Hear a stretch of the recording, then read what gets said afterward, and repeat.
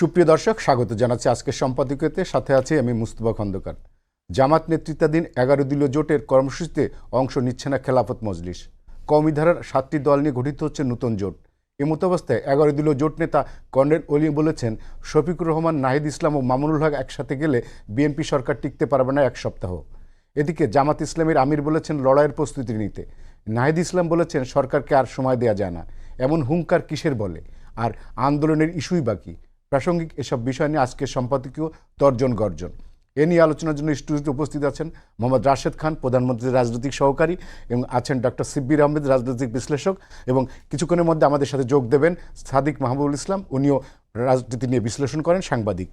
আপনাদের দুজনকে স্বাগত আমাদের আজকের আলোচনায়। আমরা দর্শক, আপনারাও সরাসরি এই অনুষ্ঠানে যোগ দিতে পারেন। অনুষ্ঠানে যোগ দেওয়ার জন্য আপনাদের ফেসবুকের মাধ্যমে আপনারা আপনাদের মতামত পাঠাতে পারেন। আলোচনা শুরুর আগে জানিয়ে দেবো আজকের শিরোনাম।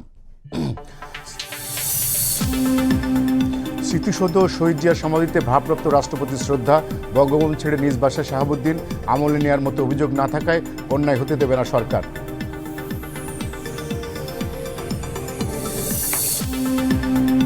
জুলাই অভ্যুত্থান ও পরবর্তী সংকটে সেনাবাহিনীর ভূমিকার প্রশংসা প্রধানমন্ত্রীর। সেনা সদর নির্বাচনী পরিষদ উদ্বোধন। পদোন্নতিতে ব্যক্তিগত রাজনৈতিক বিবেচনা নয়। তপ্ত রোদে ফিলিং স্টেশনে গ্যাসের জন্য ঘন্টার পর ঘন্টা অপেক্ষা। সংকটে অনেক জায়গায় বন্ধ সরবরাহ। বাসাবাড়ির চুলায় নিবুনিবু অবস্থা, ভোগান্তি চরমে।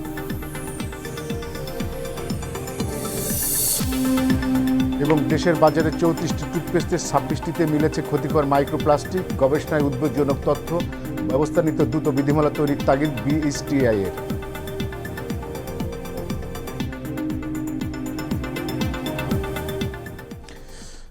রাশেদ ভাই, আপনাদেরকে দিয়েই আমি শুরু করতে চাই। আপনি জানেন যে সিলেটের যে 11 দলীয় জোটের সমাবেশ ছিল, সেখানে খেলাফত মসজিদ অংশ নেয়নি, এবং তারা, আমরা যত জানতে পেরেছি, তারা নতুন করে 7টা দলকে নিয়ে একটা জোট করবে। পাশাপাশি ওই জায়গা থেকেই কর্নেল ওলি আহমদ একটা বক্তব্য দিয়েছেন। তিনি বলেছেন যে বক্তব্য না, এটা ফাঁকা ওয়াজ। এখন আমি জানি না ওনার কাছে এটা কেন বলে, উনি অভিজ্ঞ একজন রাজনীতিবিদ। বলেছেন যে শফিকুর রহমান, নাহিদ ইসলাম, মামুনুল হক এক হলে বিএনপি সরকার এক সপ্তাহ টিকবে না। একই কথা আবার আমাদের জামাতের আমির বলেছেন যে ঘরে ঘরে দুর্গ গড়ে তুলতে হবে। আবার নাহিদ ইসলাম বলেছেন যে সরকারকে আর সহযোগিতা করার সময় নেই। উনি বলছেন যে নতুন কর্মসূচি আসবে। এই যে হঠাৎ করে রাজনৈতিক অঙ্গন উত্তপ্ত হয়ে উঠছে, বিরোধী দল এত তড়িঘড়ি করছে কেন সরকারকে ফেলে দেওয়ার জন্য? আসসালামু আলাইকুম, সবাইকে শুভেচ্ছা। দেখেন, কর্নেল ওলি আহমেদ জামাতের সাথে জোট করার মধ্য দিয়ে মহান মুক্তিযুদ্ধে তার যে অবদান, সেটিকে তিনি বিসর্জন দিয়েছেন। তিনি অতীতে জামাতকে নিয়ে অনেক সমালোচনা করেছেন, যে সময় বিএনপির সাথে ছিলেন। বিএনপির কাছে উনি অনেকগুলো আসন চেয়েছিলেন। এখন বিএনপি মাঠ পর্যায়ে জরিপ করে যে তথ্য পেল, যদি বিএনপি কর্নেল ওলি আহমেদকে এতগুলো আসন ছাড় দেয়, সেক্ষেত্রে সবগুলো আসনেই জামাতের প্রার্থী জিতবে। এখন এই যে ওলি আহমেদ সাহেব যেভাবে জামাতের পক্ষে এখন বয়ান দিচ্ছেন, সন্দেহ থেকে যায় যে তিনি আসলে প্রকৃতপক্ষে আসন চেয়েছিলেন, নাকি জামাতের সাথে তার কোনো বোঝাপড়া হয়েছিল যে আপনি বেশি আসন নেবেন এবং ওই আসনগুলোতে আমাদের প্রার্থী জিতবে। নিশ্চয় আপনি জনক মাসুদ করিমের কথা ভুলে যাননি। মাসুদ করিম গোয়েন্দা সংস্থার একজন এজেন্ট ছিলেন। কিছুদিন আগে তিনি অ্যারেস্ট হয়েছেন। প্রথম আলো পত্রিকায় প্রকাশিত হয়েছিল যে কর্নেল ওলি আহমেদ কিভাবে এই মাসুদ করিমের ফাঁদে পড়েছিলেন। দেখেন, আমরা যে সময় আন্দোলন সংগ্রাম করছিলাম, সে সময় আমাদের আন্দোলনকে ব্যর্থ করার জন্য যারা রাজপথে ছিল, যারা আন্দোলন করছিল, তাদেরকে হতাশ করার জন্য গোয়েন্দা সংস্থার একটি প্রকল্প হাতে নেওয়া হয়েছিল। মানে আপনি আন্দোলন করতেই থাকবেন, কিন্তু এমন একটা এনভায়রনমেন্ট তৈরি করা হবে যে আন্দোলন আর সফল হচ্ছে না, ব্যর্থতায় আপনি মাঠ ছেড়ে দিবেন। অর্থাৎ বিরোধী দলকে হতাশ করার জন্য কর্নেল অলি আহমেদের নেতৃত্বে মাসুদ করিম গং গোয়েন্দা সংস্থার এজেন্ট এক ধরনের প্রকল্প মাঠ পর্যায়ে ছেড়েছিল, যেটা প্রথম আলো অনুসন্ধান করে পেয়েছিল। তার মানে কি? তার মানে হলো, আমার এখন সন্দেহ লাগছে যে কর্নেল অলি আহমেদ প্রকৃতপক্ষে জামাতের পক্ষে বক্তব্য দিচ্ছে, নাকি তিনি আসলে কোনো এজেন্ডা কোনো গোয়েন্দা সংস্থার সাথে হাত মিলিয়ে বাস্তবায়ন করছে। এটি নিয়ে প্রশ্ন থেকে যায়, কারণ অতীতে তিনি গোয়েন্দা সংস্থার সাথে কাজ করেছেন, যার প্রমাণ প্রথম আলো পত্রিকায় বিস্তারিত উল্লেখ করা হয়েছিল। নিশ্চয়ই সেই সংবাদ আপনিও পাঠ করেছিলেন। এখনও পর্যন্ত মোবাইলে সার্চ করলে, গুগলে সার্চ দিলে আপনি পেয়ে যাবেন। আচ্ছা, দ্বিতীয়ত হলো, তিনি আসলে ফাঁকা আওয়াজ দিয়েছেন। দেখেন না, মাঝে মধ্যে আমাদের যারা প্রশাসনের ব্যক্তিবর্গরা মাঝে মধ্যে কি উপরে ফাঁকা গুলি ছড়ে না, মানে ঠিক এরকম সতর্ক করার জন্য। এক্সাক্ট না, সতর্ক করার জন্য না, এটা আসলে সতর্ক করার জন্য না, এটা এটা আসলে ভয় দেখানোর জন্য না। মূলত বাংলাদেশে এই মুহূর্তে অপোজিশনের কোনো রাজনীতি নাই। তারা কথা বলবে মানে কি নিয়ে, কি বলার আছে বলেন আমাকে? জুলাই জাতীয় সনদ, গণভোট, ঐক্যমত কমিশনে তো রাশেদ খানও ছিল, তাই না? কি হয়েছে সেটা তো এই দুই কান দিয়ে শুনেছি আর চোখ দিয়ে দেখেছি। জুলাই জাতীয় সনদ নিয়ে আর গণভোট নিয়ে বিএনপির সাথে যুগপৎ আন্দোলনে যারা ছিল, এমনকি জাতির সাথে ডক্টর মোহাম্মদ ইউনূস প্রতারণা করেছে। ঐক্যমত কমিশনে যারা ছিলেন, আমার খুব নাম বলতে খুব কষ্ট লাগে, আমাদের ডক্টর আলী রিয়াজ স্যার, তার সাথে আমার খুব ভালো সম্পর্ক ছিল, এখনও আছে, সম্পর্কের কোনো টানাপোড়েন হয়নি। কিন্তু আলী রিয়াজ স্যার যে ভুলটা করেছেন সেটি হলো, তিনি 9 মাসের আলোচনা করলেন এবং সেই আলোচনায় তিনি ভিন্ন মতের চর্চাকে অ্যালাউ করলেন। কোন এখতিয়ার বলে? যেদিন জাতীয় ঐক্যমত কমিশনের যেদিন শুভ উদ্বোধন ডক্টর মোহাম্মদ ইউনূস ঘোষণা করেন, সেদিন তিনি বলেছিলেন যে আপনারা কোন দল কোন সংস্কারের ব্যাপারে ঐক্যমতে আসবেন আর কোন জায়গায় আপনাদের ভিন্ন মত থাকবে সব ওয়েবসাইটে দিয়ে দেব, এক ধরনের হুমকি দিয়ে কথা বলেছিলেন। তো বিএনপি তো গণমানুষের রাজনীতি করে, বিএনপি যেখানে মনে করেছে নোট অফ ডিসেন্ট থাকা দরকার, সেখানে ভিন্নমত পোষণ করেছে, তাই না? ঠিক ওইভাবেই কিন্তু চলছিল। ডক্টর মোহাম্মদ ইউনূস কিন্তু ভিন্নমত দেওয়ার সুযোগটা দিয়ে দিয়েছিলেন।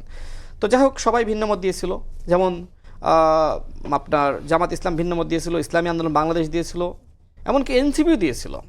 কিন্তু তাদের এই ভিন্নমত নিয়ে এখনও পর্যন্ত কোনো আলোচনা নাই। কিন্তু বিএনপি যে ভিন্নমত দিয়েছে, এক একটা ভিন্নমত মানে বিএনপি এক একটা অপরাধ করেছে, এমন একটি বয়ান সেই জাতীয় নির্বাচনের আগে জামাত ইসলাম এনসিপি সৃষ্টি করেছিল, তাই না? দেখেন, তারপরেও কিন্তু এদেশের জনগণ বিএনপিকে ভোট দিয়েছে। কারণ কি? কারণ বিএনপি প্রতারণা করে নাই, প্রতারণা করেছে ডক্টর মোহাম্মদ ইউনূস। কিভাবে? এই যে আমি নোট অফ ডিসেন্ট দিলাম, আমাকে আপনি স্বাক্ষর করালেন জাতীয় সংসদের মতন জায়গায়। দেখেন, কয়েকদিন আগে জামাতের সেক্রেটারি জেনারেল একটি বক্তব্য দিয়েছেন, প্রথম আলো পত্রিকায় সেই সংবাদ প্রকাশিত হয়েছে। সেখানে তিনি উল্লেখ করছেন যে আমরা তো সেই জাতীয় সংসদের সামনে আমরা দক্ষিণ প্লাজায় দাঁড়িয়ে আমরা সবগুলো দল আমরা স্বাক্ষর করলাম, যে জুলাই সনদে আমরা স্বাক্ষর করলাম। এখন সেই জুলাই সনদে বিএনপি স্বাক্ষর করার পরেও কেন বিএনপি এটি নিয়ে প্রতারণা করছে? আচ্ছা, আপনি বলেন তো, বিএনপি সেই সময় কি বলেছিল? যে আমরা যে জুলাই সনদে স্বাক্ষর করেছি সেখানে আমাদের নোট অফ ডিসেন্ট আছে এবং আমাদেরকে দেখানো হয়েছিল, এই যে দেখেন নোট অফ ডিসেন্ট রাখা হয়েছে।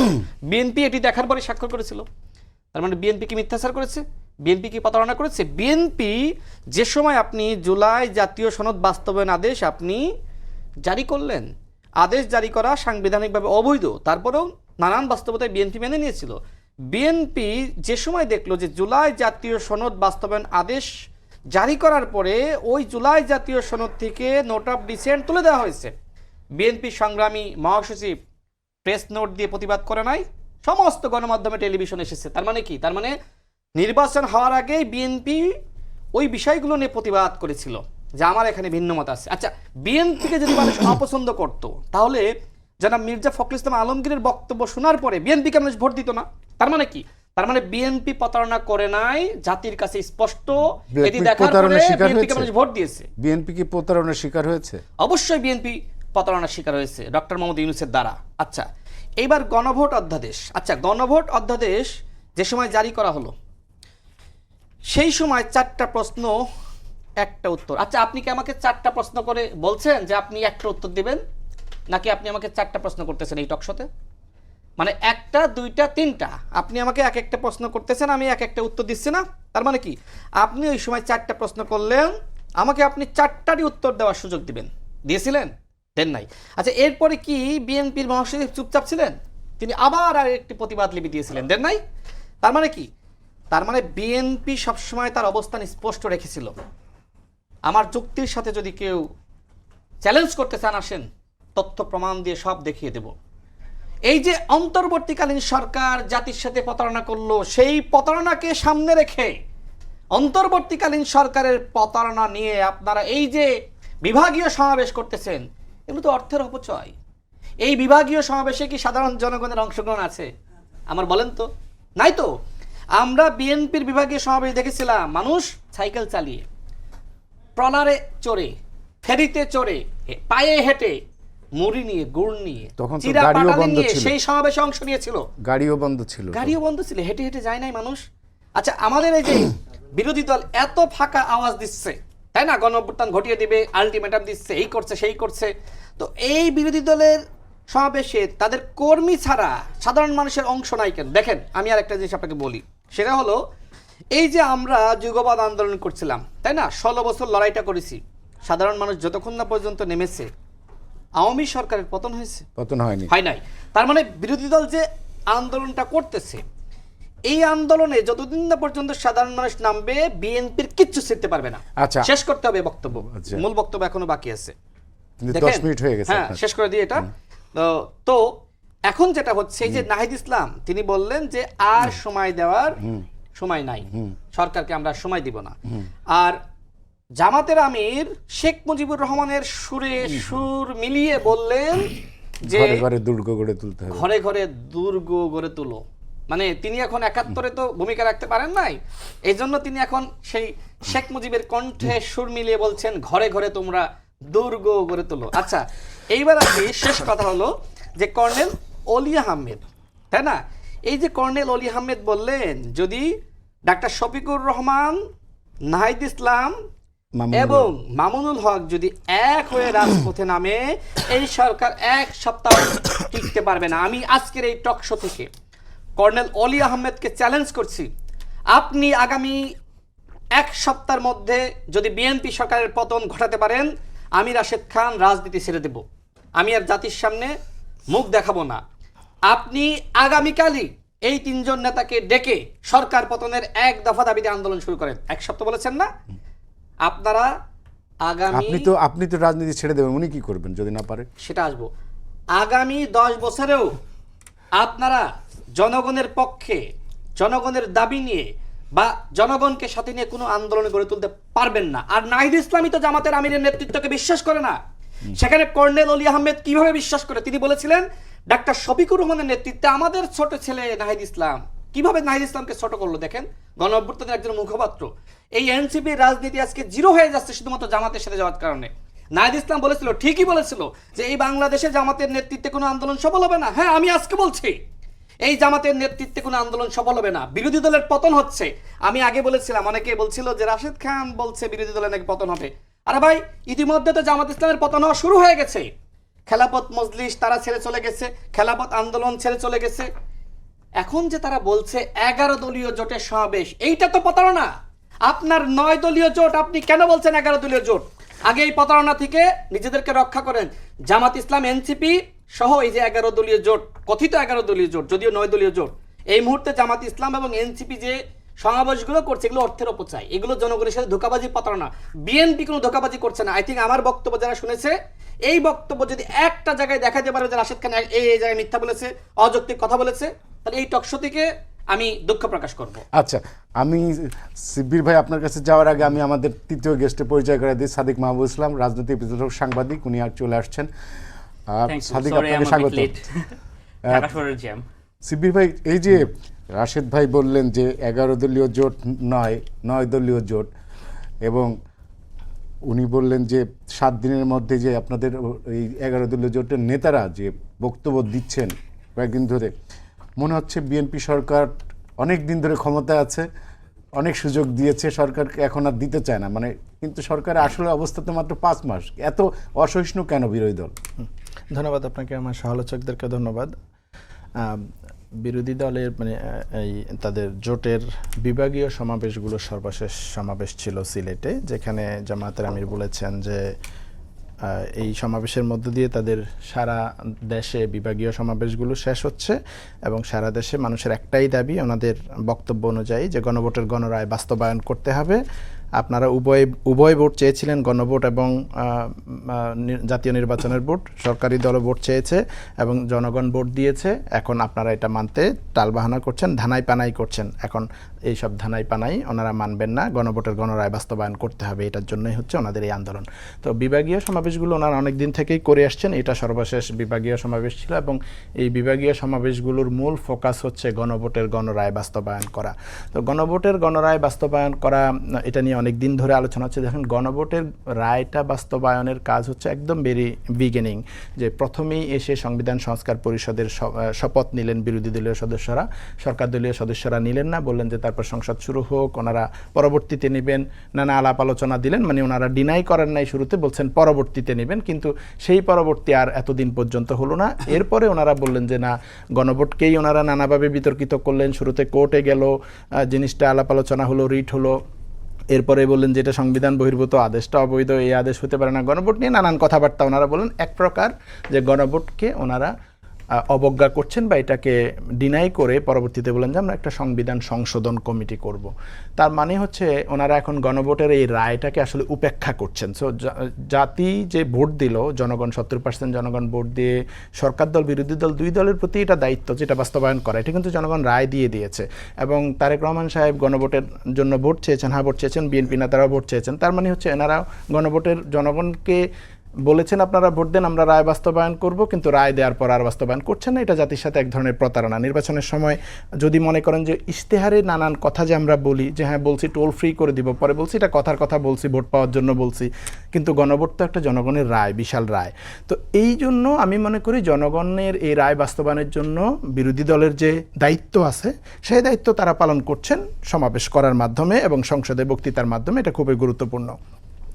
এখন কথা হচ্ছে সরকারের প্রতি তারা কিভাবে সরকারকে বাধ্য করবে এই রায় বাস্তবায়ন করার জন্য, এবং 6 মাস কি এনাফ টাইম কিনা। আমি মনে করি যেই শপথটা প্রথম দিনেই নেওয়ার কথা ছিল, সেই শপথটা প্রথম দিন না নেওয়ার পরে 6 মাস সরকারকে সময় দেওয়াটা অনেক লম্বা সময়। সরকারের উচিত এটা নিয়ে একটা বোঝাপড়া চূড়ান্ত করা, যে কেন ওনারা করতেছেন না বা কেন করছেন এটা এখন করা। তো বিষয়টা একটা চ্যালেঞ্জের পর্যায়ে নিয়ে গেছে। এখন বিরোধী দলের কাছে এটা চ্যালেঞ্জ যে জনগণের ম্যান্ডেট, এটা জনগণের কাছে তাদেরও তো জবাবদিহিতার ব্যাপার আছে। জনগণের পক্ষে তারা কি করছে এটা হচ্ছে তাদের একটা কর্মসূচি। 2/3 মেজরিটির একটা সরকারকে আপনি কি এইভাবে কথা বলে দাবি আদায় করতে পারবেন?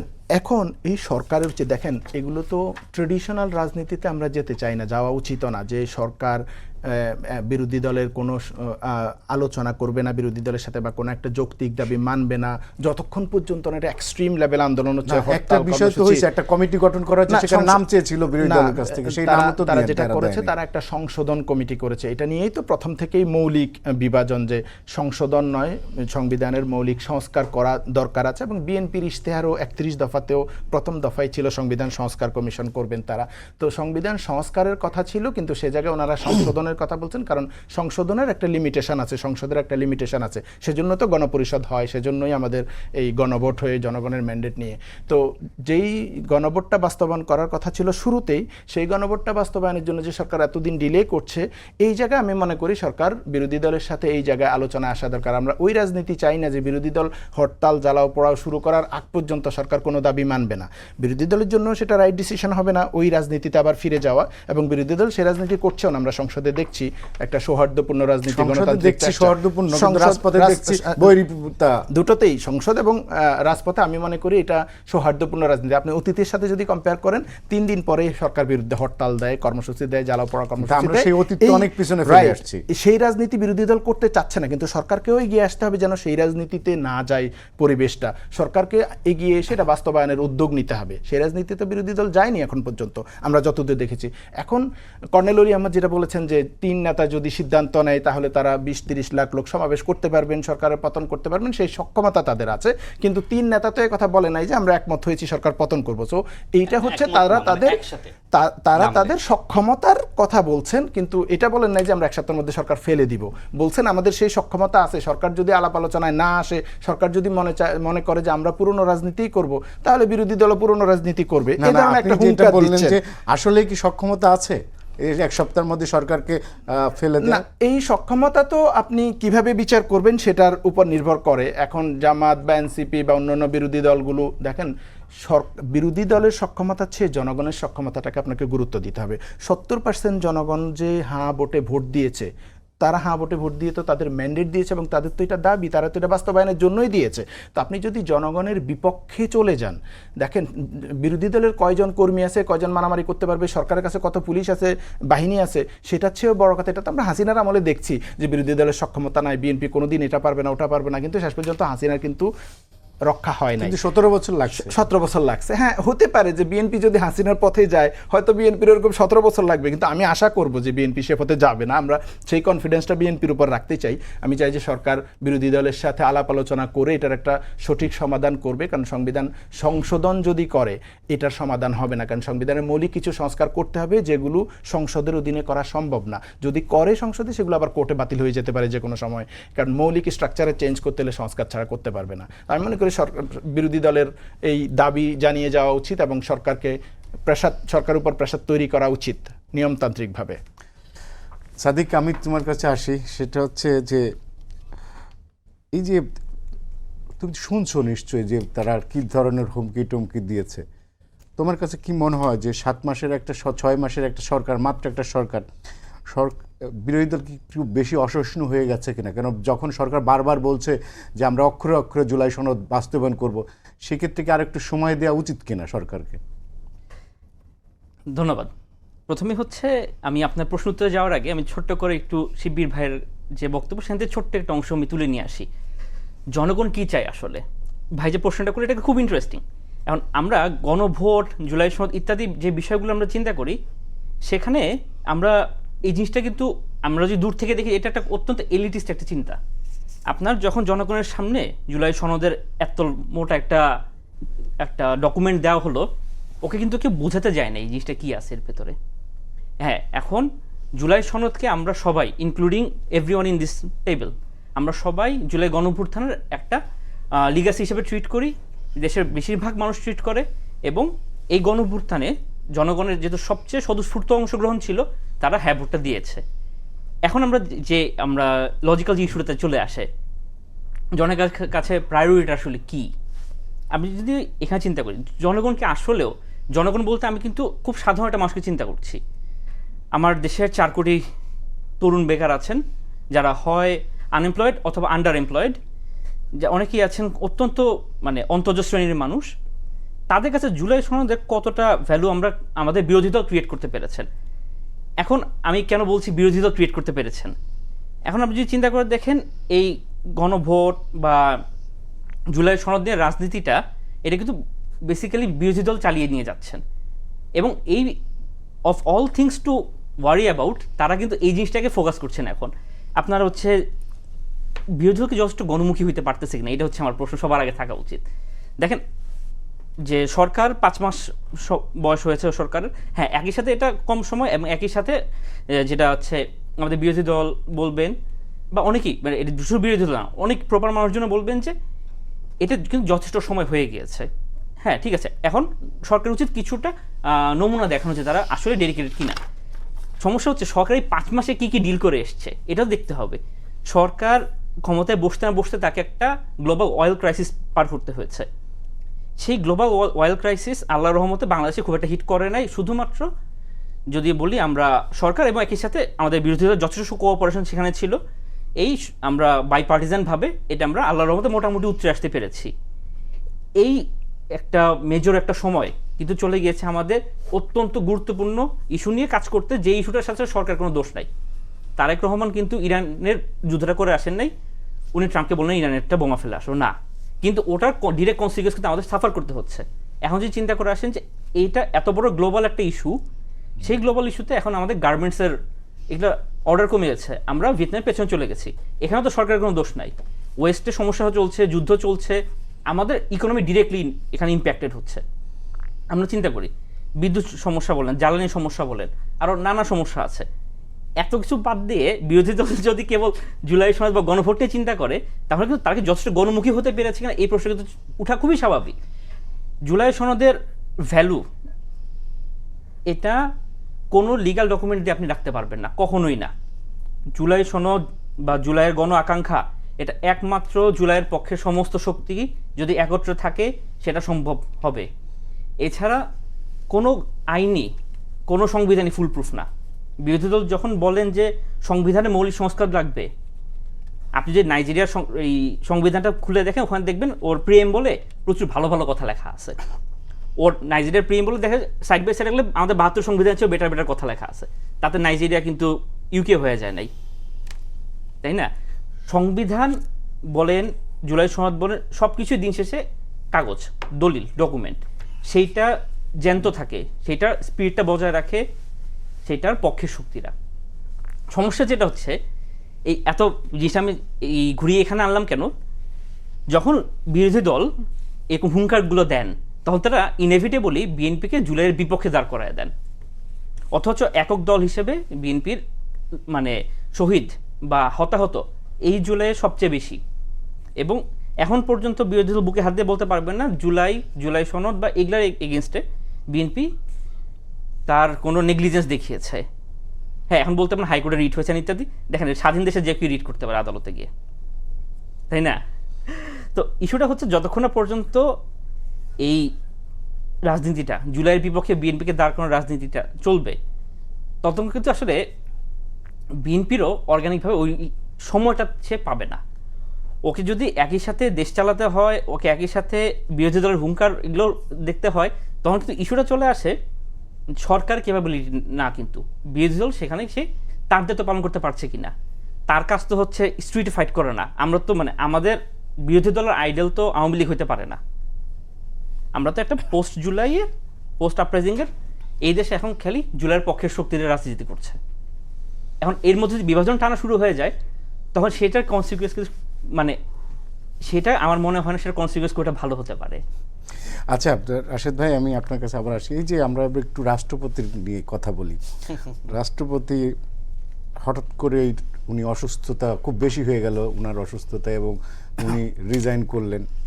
এবং এরপরে উনি কিছু সাক্ষাৎকারে বললেন যে ওনার কিচ্ছুই করা যাবে না, এবং সংবিধানের 51 অনুচ্ছেদ উনি সবাইকে পড়তে বললেন আর কি, যারা ওনার বিরুদ্ধে কথা বলেন। আবার আমরা খবরের কাগজে এটাও দেখলাম যে গভর্নমেন্টের সাথে একটা সমঝোতা হয়েছে ওনার রিজাইনের দেওয়ার ক্ষেত্রে, যে ওনাকে সেফ এক্সিট দেওয়া হবে, ওনার বিরুদ্ধে কোনো মামলা হবে না। আসলে কি মানে রাষ্ট্রপতি কি সত্যি এই ধরনের মানে আইনের দ্বারা সুরক্ষিত যে তার বিরুদ্ধে কোনো কিছু করা যাবে না? আমি আপনার এই প্রশ্নের উত্তর দেব, তার আগে আমাদের বিজ্ঞ আলোচক সাব্বির ভাই যে কথা বললেন তার একটু উত্তর দিই। প্রথমত, যারা এই মুহূর্তে আমাদের অপোজিশনে আছে তাদেরকে এদেশের জনগণ অপোজিশন হিসেবে মনে করছে না। কারণটা কি? কারণটা হলো যে জাতীয় সংসদে তাদের একজন এমপি পর্দা চাই, কেউ ওভেন চাই, কেউ ওয়াশিং মেশিন চাই, কেউ আবার নির্বাচনের আগে বলেছিল আমার গাড়ি লাগবে না, এখন বলছে আমার গাড়ি লাগবে। তাও কি? জুলাইয়ের একজন ঘটনাচক্রে নায়ক বনে যাওয়া হাসনাত আবদুল্লাহ, সে বলছে যে আমার গাড়ি লাগবে। অথচ সে কিন্তু জুলাইয়ের পরপরই সে সবসময় গাড়িতেই এলাকায় যায়, ঢাকা শহরে ঘরে। এ নিয়ে আমরা ভিডিও দেখেছি, তাই না? তাহলে হঠাৎ করে তার গাড়ি লাগবে কেন? এরপরে দেখলাম যে আমাদের জামাতের সম্মানিত আমির, তিনি বললেন বাচ্চা ছেলেরা চেয়েছে দিয়ে দেন। আচ্ছা, এরপরে তাদের আবার কারো কারো অফিস লাগবে, তো অফিস লাগবে, চেয়ারম্যান ইলেকশন করেন, সামনে তো স্থানীয় নির্বাচন হবে। আমি আতিক মুজাহিদ, তিনি জামাতের এমপি, দুঃখিত মানে এনসিপির এমপি, জামাতের সমর্থিত। তো আমি বলবো যে আপনি সামনে স্থানীয় নির্বাচন করেন, আপনি অফিস পেয়ে যাবেন। আচ্ছা, আমাদের যদি এমপিরা এলাকায় এইভাবে অফিসে বসে আর খবরদারি করে, তাহলে আমাদের ওই যে স্থানীয় প্রশাসন শক্তিশালী হবে? হবে না, কারণ এমপি রেখে চেয়ারম্যানের কাছে কেউ যাবে না। আর এই জন্য আমি মনে করি অফিসের কোনো প্রয়োজন নাই। অফিস আপনার সংসদ। আমি আপনার প্রশ্নের উত্তর দিব। বিরোধী দলকে আপনি বলছেন যে বিরোধী দল মনে করছে না, কেন মনে করছে না সেটা ব্যাখ্যা দিব। আচ্ছা, তো মনে করছে না এই যে এইগুলোই তো। এরপরে দেখেন যে আমাদের জামাতের একজন এমপি, তিনি 16 বছরের নাবালিকা, তাকে নিয়ে বিভিন্ন হোটেলে ঘোরা, লিফটের মধ্যে বা আপনার দোকানের বেঞ্চে যে ধরনের অপকর্ম করছেন, এবং আরও দুঃখজনক যে ওই মেয়ের বাবা চুক্তিপত্র করেছে তার মেয়ের সাথে ওই এমপি যে অপকর্ম করলো, মানে তাকে বিজনেস দিবে, মানে ঠিকাদারি প্রতিষ্ঠান গড়ে দিবে, কাজ পাইয়ে দিবে। মানে দেখেন সমাজের সংস্কৃতি কিভাবে ধ্বংস হয়েছে। এরপরে দেখলাম যে ওই এমপির সহধর্মিণী, আমার মনে হয় যে তিনি খুব কষ্ট করে একটা প্রেস রিলিজ পাঠ করেছেন, খুবই দুঃখ লেগেছে। ওই নারীকে দেখে মনে হয়েছে তিনি আমার মায়ের মতন। মানে অত্যন্ত কষ্টে একজন স্বামী অপকর্ম করেছে, আর সেই স্বামীর পক্ষে বলছে আমার স্বামী অপকর্ম করে নাই, আমি থেকে বিয়ে দিয়েছি। মানুষ কিন্তু এরপরে যেটি হয়েছে, এই অপোজিশনের প্রতি মানুষের অনাস্থা সৃষ্টি হয়েছে। আচ্ছা গেল, তারপরে বিশেষ করে জামাতের আরেকজন এমপি, তার মেয়ের নামে অনুদানের তালিকায় তার মেয়ের নামে আমরা দেখেছি বরাদ্দ। এছাড়া শিবিরের নেতাদের একের পর এক বিতর্ক, হ্যাঁ, পরকীয়াকে প্রেম বলছে, ধর্ষণকে পরকীয়া বলছে, নানান ঘটনা ঘটছে। তাবিজের নামে আবার মানে ধর্ষণ করছে, তাবিজ দিবে, এই জন্য বাসায় ডেকে এনে জামাতের নেতা। তো এইগুলো তো মানুষ জামাতের কাছ থেকে প্রত্যাশা করে না। কারণটা কি বলবো? কারণ জামাত আওয়ামী লীগের দ্বারা নিপীড়িত একটি দল, এটা তো আমরা স্বীকার করি। দেখেন জামাত যে সময় বিএনপির সাথে ছিল, সে সময় জামাত ছিল মজলুম এবং বিএনপিও ছিল মুসলিম। কিন্তু হঠাৎ কি এমন হলো যে অতীতে সর্বোচ্চ 18টি আসন পাওয়া দল যে সময় 77টি আসন পেল, এই আসন পাওয়ার পরে তারা আওয়ামী লীগের ভূমিকায় অবতীর্ণ হলো। তাদের অপকর্ম দেখেন, যারা বিরোধী দল হওয়ার পরেই এই ধরনের অপরাধে সম্পৃক্ত হয়, তারা সরকারি দল হলে কি ধরনের অপরাধ করতে পারে, তারা তো আওয়ামী লীগকে হার মানাবে। এই জন্য আমি প্রায়ই বলি যে আওয়ামী লীগ যদি, দুঃখিত, জামাত যদি কখনো ক্ষমতায় যায়, তারা আওয়ামী লীগ থেকেও বড় ফ্যাসিস্ট হবে। এটা আমার কাছে মনে হয়, আমার অবজারভেশন ভুল হইতে পারে। কারণ দেখেন জামাতের যে প্রতিষ্ঠানগুলো আছে, সেই প্রতিষ্ঠানগুলোতে শিবির আর জামাত না করলে, আর জামাতি পরিবারের না হলে চাকরি হয় না। এই জন্য মাঝে মধ্যে আমার কল্পনার মধ্যে ভাসে, সেটি হলো যদি কখনো জামাত ক্ষমতায় যায়, তাহলে একদিনের মধ্যে ওই সচিবালয় খালি করে দিবে এবং জামাত শিবিরের কর্মীদের যোগ্যতা থাকুক আর না থাকুক, আনুগত্য সৃষ্টি করার জন্য তাদেরকে পদায়ন দিয়ে সরকারি কর্মকর্তা বানাবে। আচ্ছা যাই হোক, এখন মূল প্রসঙ্গে আসি। সেটি হলো এই অপোজিশনের এত অপকর্ম, এই অপোজিশনের অপকর্মের কারণে মানুষ এখন তাদের উপর আর আস্থা রাখে নাই, তাই না? তো আস্থা যেহেতু নাই একের পর এক, এবং আপনি দেখবেন জামাতও বিব্রত। অনেকগুলো গণমাধ্যমে সংবাদ প্রকাশিত হয়েছে জামাতের 6 এমপিকে নিয়ে জামাত বিব্রত। 6 এমপির কারণে যে ধস নেমেছে, আরও 6টা এমপি যদি বের হয়, 1 ডজন হইলে জামাতের তো পুরো পতন হয়ে যাবে। তা আমি এর আগে বলেছিলাম যে বিরোধী দলের পতন হওয়া শুরু হয়েছে, প্রমাণ তো পাইতেছেন নাকি? জামাত এবং এনসিপির পতন সবেমাত্র শুরু হয়েছে। আপনি 7 দিনের মধ্যে পতন ঘটাবেন না, আরও 7 মাস যাইতে দেন। আপনাদের পতন কি হয়? অতীতে আমরা দেখেছি শুধুমাত্র সরকারি দলের পতন, আর এখন আমরা দেখতেছি বিরোধী দলের পতন। আচ্ছা এই বিষয়ে এখানে ফিনিশিং দিই। আচ্ছা সাব্বির ভাই আরও বলেছিলেন, দেখেন যে আপনি কেন গণভোটে হা বললেন, কেন হা বললাম বলি। ওই যে আমার সাথে প্রতারণা করেছিলেন না, আমি যে 10 মিনিটে ব্যাখ্যা করলাম, ওই প্রতারণা করার কারণে আমার যেহেতু সংস্কারের এই হার মধ্যে আমার 80% আছে। আচ্ছা আমাকে বলেন তাহলে নার মধ্যে আমি কেন যাব? আমার তো 20% এই হার মধ্যে না আছে। প্রতারণা করার কারণে আমাকে গণভোটে হা ক্যাম্পেইন করতে হয়েছে, আর আমি সংস্কারের পক্ষে। তো আমার ম্যাক্সিমাম হা যেখানে, আমি সেখানে হা দিব না? আশা করি উত্তর পেয়েছেন। আচ্ছা এইবার আসি আপনার প্রশ্নের উত্তর। রাষ্ট্রপতি, আচ্ছা রাষ্ট্রপতি তো অপরাধী, আমি কি তাকে ফেরেশতা বলেছি? অবশ্যই অপরাধী। এই অপরাধীর হাতে আপনি কেন শপথ নিলেন? আচ্ছা এই সংবিধান আপনি মানেন না, তাহলে এই সংবিধান মেনে কেন আপনি শপথ নিলেন? আচ্ছা শপথ নিলেন ভালো কথা, 6 মাস পরে কেন বলছেন রাষ্ট্রপতি ভাল লাগে না? খেয়ে তো হজম করে ফেলাইছেন। ওটাকে এখন বমি করতে চাইলেও কি ওই বমি বের হবে? ওটা তো বাথরুম দিয়ে বের হয়ে গেছে। তো আমাদের নাহিদ ইসলামদের অবস্থা এই রকম। মনে ছিল না আমাদের মাহফুজ আলম, আসিফ মাহমুদ, মনে ছিল না সরকার তো বাবা তোমরাই গঠন করছিলে, আমি তো করি নাই, সাব্বির ভাই করে নাই, আপনিও করেন নাই, তাই না? তো যে ভুলটা আপনারা করেছেন এই ভুলের খেসারত আপনাদেরকে দিতে হবে। আপনার ইতিমধ্যে রাষ্ট্রপতিকে দায়মুক্তি দিয়েছেন। নাহিদ ইসলাম সাংবিধানিকভাবেই রাষ্ট্রপতিকে দায়মুক্তি দিয়েছে, এর জন্য নাহিদ ইসলামকে জবাবদিহিতা করা উচিত। এখন যদি আমি মনে করি এই রাষ্ট্রপতির নয়, নাহিদ ইসলামদের বিচার হওয়া উচিত যে তারা কেন এই ভুল করলো, আর যে রাষ্ট্রপতি অপরাধ করেছিল অবশ্যই সে অপরাধী। আমি কি বলেছি সে ফেরেশতা? তার বিরুদ্ধে নানান অভিযোগ অনুযোগ আছে, কিন্তু তিনি অন্তর্বর্তীকালীন সরকারে 18 মাস এবং বিএনপি সরকারে যতদিন ছিল এই সময়ে তিনি অপরাধ করেছেন কিনা সেটা বড় একটি বিষয়। আর ওই যে যতদিন তিনি ছিলেন, তাই না, ওই যে অপরাধ করেছিলেন তাকে দিয়ে সাংবিধানিকভাবে সরকার গঠন করিয়ে বা শপথ নিয়ে বা তার হাতে শপথ নিয়ে বা সংবিধানকে সমন্বিত রেখে আপনি তার অতীতের অপরাধগুলো এক প্রকার দায় মুক্তি দিয়ে দিয়েছেন। এই দোষটা অন্তর্বর্তীকালীন সরকারের। আচ্ছা, নাহিদ ইসলামদের সরকার কেন ওই সময় রাষ্ট্রপতিকে বিচার করলো না? আপনি নির্বাচনের বিষয়ে যখন বিএনপি লাগাতার প্রোগ্রাম করেছে, বক্তব্য দিয়েছে, আপনি দেশের বাইরে গিয়ে বলেন নাই বাংলাদেশে একটি দল ছাড়া কেউ নির্বাচন চায় না? তাহলে আপনার এত হ্যাডাম, এত ক্ষমতা, আপনি বলেন যে বিএনপি রাষ্ট্রপতিকে সরাতে দেয়নি। তো বিএনপির এত বড় ক্ষমতা হলে তো জনগণ বিএনপির দিকেই যাবে। জনগণ তো বুঝে ফেলিয়েছে যে আপনাদের কোনো হ্যাডাম নাই, ক্ষমতা নাই, আপনারা কিচ্ছু পারেন না, বিএনপিকেই লাগবে এই রাষ্ট্র চালানোর জন্য। এই জন্য মানুষ বিএনপিকে ভোট দিয়েছে। আর আপনি বিএনপি ছাড়া কিচ্ছু পারতেছেন না। আপনি বলতেছেন জনগণ, শোনেন, জনগণ যার শক্তি আছে রাষ্ট্র চালাইতে পারবে তার পিছনে যায়, যে দুর্বল তার পিছনে জনগণ যায় না। মানে এটা বাস্তবতা। সর্বশেষ হলো যে এই রাষ্ট্রপতির বিচার যে বাংলাদেশে হলো না, এটা আমাদের জন্য অনাকাঙ্ক্ষিত, দুঃখজনক। আমাদের আইনমন্ত্রী যে কথা বলেছেন, কেউ যদি রাষ্ট্রপতির নামে মামলা করতে চায় আমরা সেটি পরীক্ষা নিরীক্ষা করে দেখব। আজকে স্বরাষ্ট্রমন্ত্রী স্পষ্ট করেছেন যে সময় তিনি দায়িত্ব পালন করেছেন অন্তর্বর্তীকালীন সরকার 18 মাস এবং আমাদের সময়ে এই সময়ে তিনি কোনো অপরাধ করেন। কিন্তু অতীতের যে অপরাধগুলো, সেই অপরাধগুলো বিচারটা উচিত ছিল একটি বিপ্লবী সরকার গঠন করার মধ্য দিয়ে এই রাষ্ট্রপতির হাতে শপথ না নিয়ে ওই সময় তার বিচার করা। সেইটা আপনি ফেলিয়ে রেখেছেন ভাই, যেটা অতীতে ভুল করেছেন না।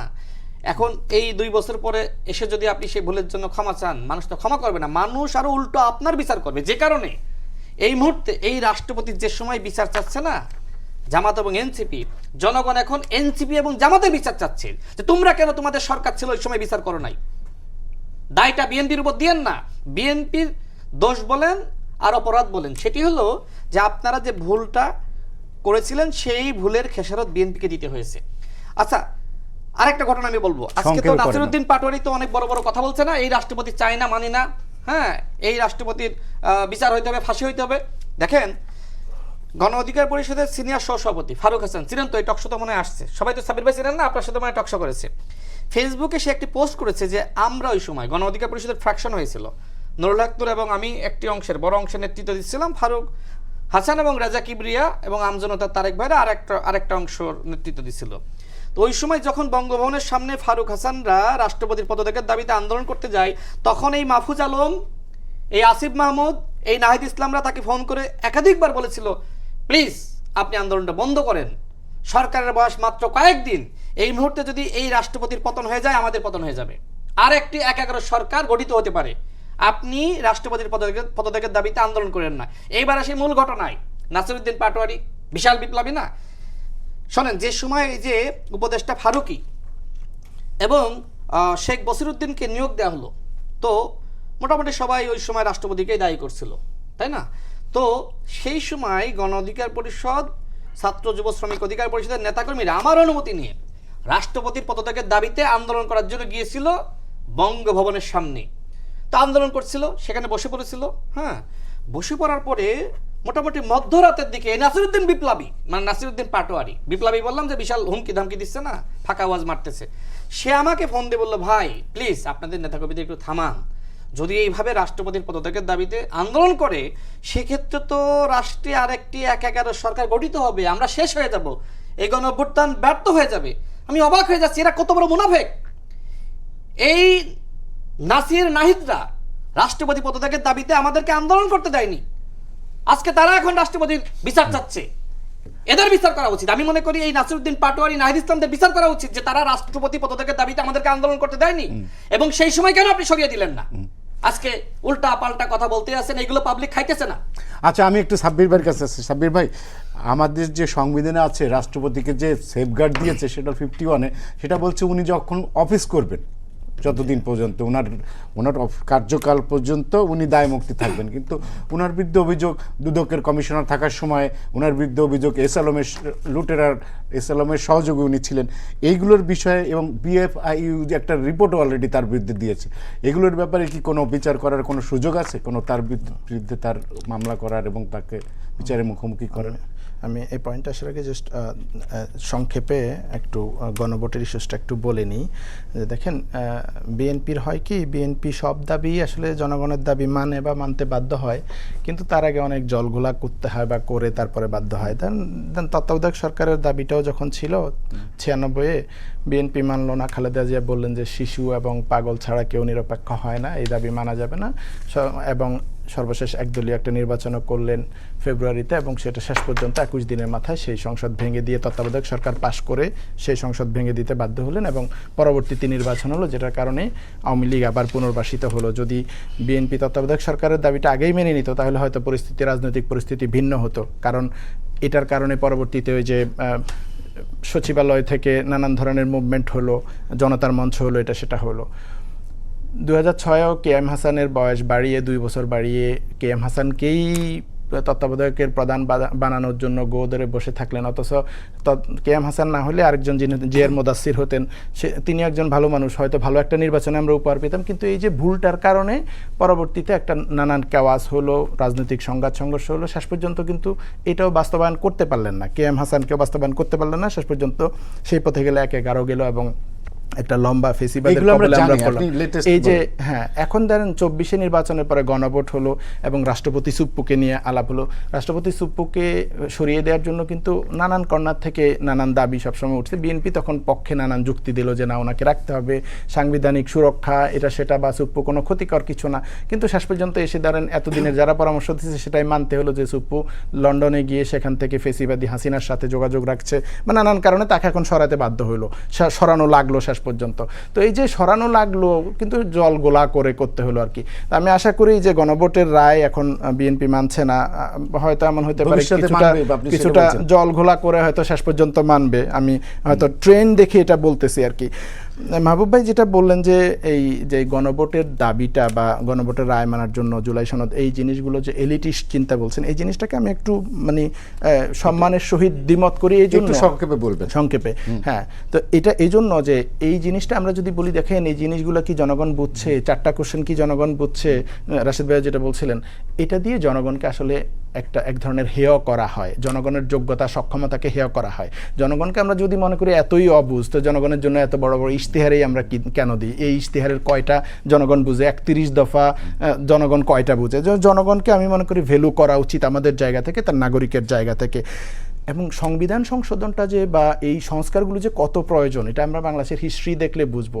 এই যে স্বাধীনের পরও তো আমাদের প্রত্যাশা ছিল গণতন্ত্র পাবো, উন্নয়ন পাবো, কিন্তু মৌলিক জায়গায় সংবিধানটাকে কুক্ষিগত করে শেখ মুজিব আপনারা দেখলেন বাকশাল কায়েম করলো 4র্থ সংশোধনের মধ্য দিয়ে, এবং আজীবনের জন্য রাষ্ট্রপতি হয়ে গেলো। নানানভাবে যে এই প্রসেসগুলো করলো, 73 একটা ভোট চুরি নির্বাচন করলো, বিনা প্রতিদ্বন্দ্বিতায় জিতে অপহরণ করে নিয়ে গিয়ে, যে প্রতিদ্বন্দ্বী প্রার্থীদের অপহরণ করে নিয়ে গিয়ে শেখ মুজিব 2 আসনে বিজয়ী হয়ে গেল। এরকম করে তোফায়েল আহমেদ, জিল্লুর রহমান, এরা সবাই নির্বাচিত হয়ে গেল।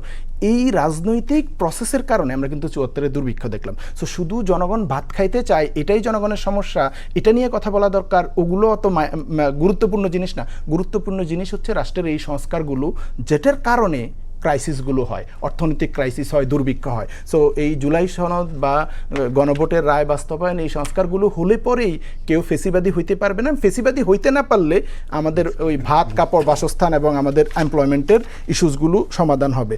যেটা আপনি বলছিলেন যে রাষ্ট্রপতির ইস্যু, যে 51 অনুচ্ছেদের কথা উনি বলেছেন, আমি বলবো যে উনি বলছেন 51 অনুচ্ছেদ পড়ে দেখেন। আমার মনে হচ্ছে উনি 51 অনুচ্ছেদ পড়েন নাই। উনি যদি জ্ঞানীগুণী মানুষ হইতেন এবং 51 অনুচ্ছেদ পড়ে থাকতেন, তাহলে উনি এই কথা বলতেন না। 51 অনুচ্ছেদ হচ্ছে রাষ্ট্রপতি থাকাকালীন সময়ে তার যে দায়মুক্তি, এই সময়ে তার বিরুদ্ধে কোনো ফৌজদারি অপরাধ বা তাকে গ্রেপ্তার করা যাবে না। কিন্তু রাষ্ট্রপতি পদ থেকে চলে যাওয়ার পর তিনি আর এর দ্বারা সুরক্ষিত থাকেন না। এটার প্রমাণ তো আমাদের দেশে আছে, এরশাদকে 7 দিনের মাথায় গ্রেপ্তার করা হয়েছিল। সো ওনার যদি অতীতের যে কোনো ফৌজদারি অপরাধ বা ইভেন রাষ্ট্রপতি থাকাকালীন সময়ের কোনো অপরাধ, সেগুলোর জন্য যদি এখন মামলা হয় তাকে গ্রেপ্তার করা যাবে এবং আমি মনে করি তার বিচার করা উচিত। তার যেহেতু দুদকের ইস্যুজ আছে, এসালামের ইস্যুজ আছে, নানান অর্থনৈতিক কেলেঙ্কারি আছে এবং হাসিনার ফেসিবাদের সময় নানান অপরাধের সাথে তার সম্পৃক্ততাও আছে। আমি মনে করি তার বিচার করা উচিত। এবং এখন যেহেতু সরকারের বিএনপি, যত কথাই বলেন রাশেদ ভাই নাহিদ ইসলাম কেন করা না, অমুক কেন করা নাই, তমুক কেন করা নাই, বিএনপিকেই এটার দায়ভার নিতে হবে যে বিএনপি তাকে বিচার না করে যদি সেফ এক্সিট দিয়ে দেয়, আমি মনে করি তার বিচার হওয়া উচিত। সাদেক, হাতে সময় নেই, তুমি 2 মিনিটে বলবা যে আসলে কি বিএনপির এটার দায় আছে কিনা যে তাকে বিচারের মুখোমুখি করা কিংবা তাকে সেফ এক্সিট দেওয়া?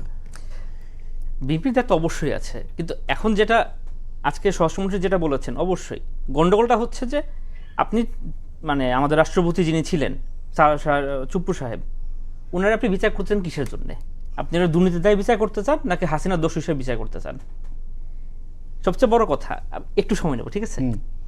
আর তার আগে ছোট্ট করে শিবির ভাইকে একটু বলি যে আমি কিন্তু যদি আমি এলটি যে আলাপটা আসছে, এইটা যদি হেয় করা হয় তাহলে আমার চেয়ে বড় হেয় ডক্টর ইউনূস নিজে করে গেছেন বাংলাদেশের জনগণকে। আমি যদি ভুল না করে থাকি, উনি একটা বিদেশি গণমাধ্যমে বলেছেন, দেশি না, বিদেশি একটা গণমাধ্যমে বলেছেন দেশে 95% মানুষের আসলে এগুলো নিয়ে চিন্তা নাই, তারা আসলে ভাত খেতে চায় এবং তারা ভোট আসলে বলে কে আমরা বেশি টাকা দেবেন তারা ভোট দিব। ঠিক ঠিক, এটা তাই না? চমৎকার কথা। দায় এটা যদি বলেছিলাম। আমাদের হয় তাহলে এর চেয়ে বেশি দায় ডক্টর ইউনূসকে দিতে হবে। ঠিক। এবং এটাতে কোনোভাবেই নেগেট হয়ে যায় না যে জুলাই সনদ বিষয়ে যথেষ্টভাবে জনগণকে সচেতনতা করা হয় নাই। আপনি বাংলাদেশ ব্যাংকের দিয়ে, সিএসআর ফান্ডে দিয়ে সারা দেশ বোঝাই করে হ্যাঁ ভোটের পক্ষে প্রচারণা করাটা কিন্তু জনসচেতনতা না। আপনার দেশের এখনো একটা মেজরিটি অংশর যে শিক্ষার অবস্থা তাকে আপনি মেনে তার হিসেবে জিনিসটা বোঝাতে হবে। এই জিনিসটা সংবিধান বিশেষজ্ঞরা যারা ছিলেন তারা নিজেরই বুঝেন নাই।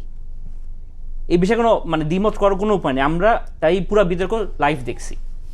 আচ্ছা ঠিক আছে, এখন হচ্ছে আমরা এখানে চলে আসি আবার। মাহমুদা মিতু আপা উনি হচ্ছেন একটা বক্তব্য দিচ্ছেন যে ইলেকশন ইঞ্জিনিয়ারিং করার জন্য, মানে আমি 6 মাস পরে, এরকম 6 মাস পরে, হ্যাঁ এটা অত্যন্ত অ্যাবসার্ড একটা কথা। দেখেন, রাষ্ট্রপতিকে নির্বাচিত করতে পারে একমাত্র সংসদ, নির্বাচিত সংসদ। এই সংসদে ভেঙে যায়, নেক্সট রাষ্ট্রপতি কে হবে? সে নেক্সট ধরুন আমি 5 বছর ধরে নিলাম, এখন যদি মিস্টার এ যদি এখন রাষ্ট্রপতি হন চুপ্পুর জায়গায়, তিনি কিন্তু এই সংসদের ডিউরেশন পর্যন্ত রাষ্ট্রপতি থাকলেন, আল্লাহ যদি তারা হায়াত দেয় 5 বছর থাকবেন, এবং নেক্সট সংসদ যখন গঠিত হবে তার প্রথম অধিবেশন বসার আগ পর্যন্ত তিনি রাষ্ট্রপতি থাকবেন। রাষ্ট্রপতি পদটা এরকম না যে না আমার 5 বছর শেষ, আমি ব্যাগটা গুছিলাম, আমি চলে গেলাম বঙ্গবন্ধু থেকে। No, it doesn't work like that. কাজে এখন যে আমাদের বিরোধী দল যে আলাপটা দেন যদি, এবং এটা মাহমুদা মিতু আপা দেন না, এটা আরো অনেকেই দিচ্ছেন যে বিএনপি ইলেকশন ইঞ্জিনিয়ারিং এর জন্য কাজটা করছে, শেষ করতে হবে। আচ্ছা ঠিক আছে। আর সবচেয়ে বড় কথা, চুপ্পুর বিচার অবভিয়াসলি করা উচিত। মানে বাংলাদেশের রাজনীতির একটা খুবই কালো স্পট। আমি চুপ্পু আমি প্রিটি শিওর তিনি শেখ হাসিনার কাছে গেছিলেন, আপা আমরা একটা এমপি পদ দেন, শেখ হাসিনা বলছে যে আরে এই তো পাইছি একটা প্রপার ক্যান্ডিডেট, একটা এই ফিগার হেড, আমি তোমার প্রেসিডেন্ট বানাই দিলাম। কিন্তু তার আগে বিরোধী দল নিশ্চিত করতে হবে আপনি তার বিচার চান কিসের জন্য। তারা কি হাসিনার দোসর? সে লন্ডনে গিয়ে হাসিনার ফোন করছে এইটা এই জন্য, তাই তুমি পারবেন না, কারণ সে তখন প্রেসিডেন্ট। আপনারই করতে হবে দুর্নীতির দায়। হ্যাঁ আপনি করেন না, দুর্নীতির দায় বিচার করেন। একটু বলতেছি, আচ্ছা 1 মিনিট না, 30 সেকেন্ডের বেশি আমি দিতে পারবো না। 1 মিনিটই বলবো। আচ্ছা, সাব্বির ভাই বললেন যে বিএনপির এত ভুল, জামাত ইসলামের ভুলটা কি? জামাত ইসলামের ভুল হলো 47-এ তারা পাকিস্তান চায়নি, এইটা তাদের ভুল। 71-এর ভুল, 86-এর ভুল, এই সব ভুলগুলো আমরা সবাই জানি। রাশেদ ভাই এগুলো নতুন করে বলার কিছু নাই। ভুল বর্তমানের ভুল, জামাত ইসলাম মানে আজীবনের ভুল। জামাত ইসলাম এই যে আলোচনা কোন দিকে, রাশেদ ভাই কোন দিকে, সরকারি দলে গেলেও জামাতের সময় নাই। সাদিক মাহবুবুল ইসলাম, শিবির আহমেদ এবং রাশেদ খারাপ, তিনজনকে ধন্যবাদ। দর্শক, এই ছিল আজকের সম্পাদকীয়তা। আগামীকাল আবার দেখা হবে একই সময়। শুভরাত্রি সবাইকে।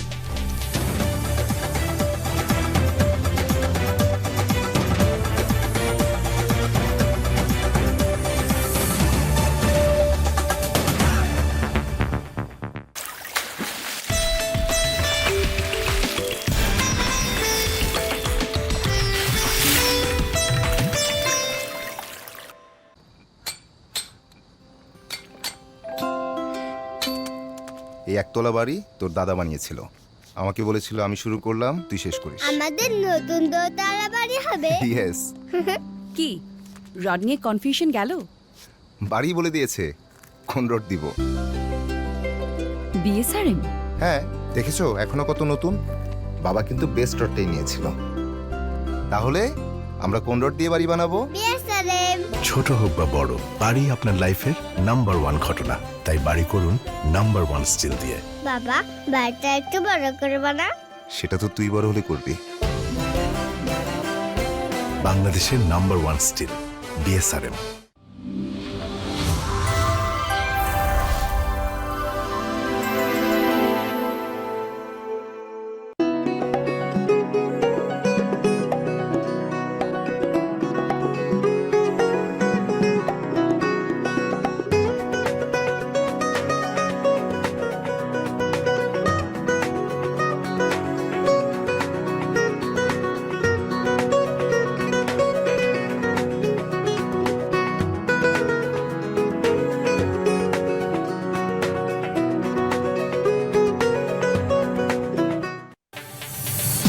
সৌজন্যে আই গেস ইউনাইটেড, আপনার শক্তি। তুরস্ক টু বাংলাদেশ, সাপ্লাই চলে সারা দেশ। আইগ্যাস ইউনাইটেড ইন্টারন্যাশনাল সোর্সিং ও শক্তিশালী সাপ্লাই চেনের মাধ্যমে নিশ্চিত করে সারা দেশে নিরবচ্ছিন্ন এলপিজি সরবরাহ। I gas United.